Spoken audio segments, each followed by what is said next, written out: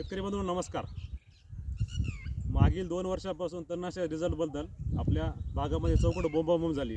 रिझल्टच येत नाहीत. सेम औषध फवारतो, काही लोकांना रिझल्ट यायले, काही लोकांना रिझल्ट येत नाही. असं का घडतं ह्याबद्दलचा आपला सविस्तर अभ्यास आपल्या ह्या व्हिडिओच्या मधून करायचा आहे. तर सर्वप्रथम सांगू इच्छितो, तणनाशक फवारते आपल्या 3 गोष्टी महत्त्वाच्या आहेत. त्याच्यामध्ये नंबर 1 ची गोष्ट आहे तणनाशक फवारते वेळेची योग्य वेळ, नंबर 2 उत्कृष्ट औषध आणि नंबर 3 फवारणीची पद्धत.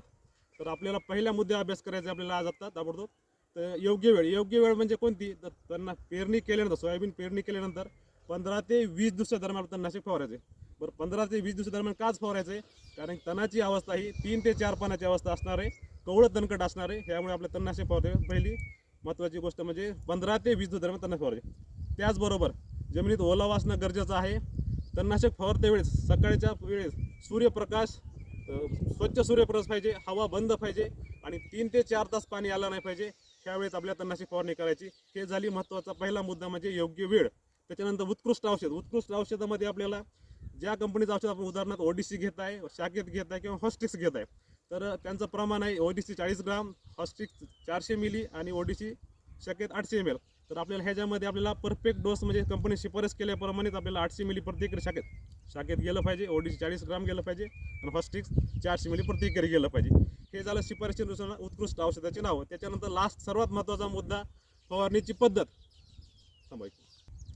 तर शेवट लास्टचा मुद्दा आपला राहिलेला आहे योग्य पद्धत. योग्य पद्धत कोणती तणनाशक फवारणीची, तर आपल्याला पाठीवरचा चार्जिंगचा पंप आणि आपल्या तणनाशक फवारणी करायची.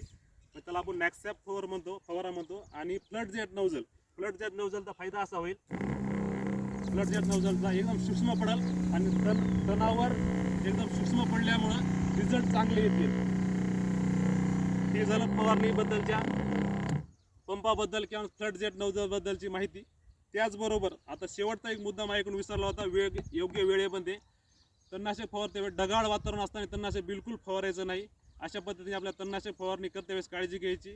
आणि सगळ्यात महत्त्वाची गोष्ट, तणनाशक फवारायची, फवारणी झाल्यानंतर डवरणी करायची. शेतकरी काय उलटं करायलेत, आधी डवरायलेत नंतर तणनाशक फवारलेत. त्यावेळेस काय होणार आहे, तणाची अवस्था मोठी झालेली असणार आहे, तण बळवलेली असणार, तणाला जारवा जास्त असणार आहे, त्यामुळे तण मरणार नाहीत.